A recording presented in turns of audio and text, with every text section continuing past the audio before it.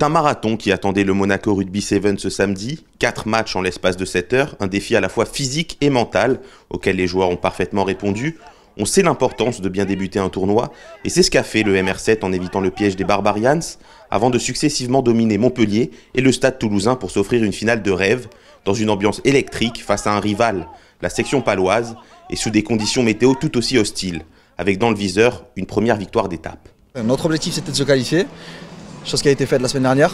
On avait notre objectif, c'est qui était une victoire d'étape. Aujourd'hui c'est fait dans des conditions, dans un tournoi qu'on a respecté. On a réussi à mettre en place tout ce qu'on voulait et cette finale dans ces conditions-là, on a été ultra solidaires, on a joué en équipe et c'est ce qui a fait la petite différence pour la remporter ici, donc c'est vraiment génial.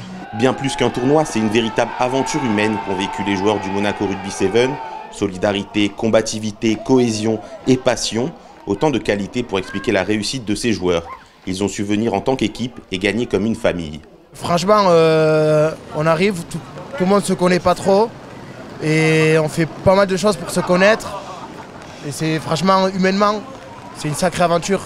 On apprend à connaître des gens des Sud-Africains par exemple, le mec du Kenya, enfin, c'est incroyable.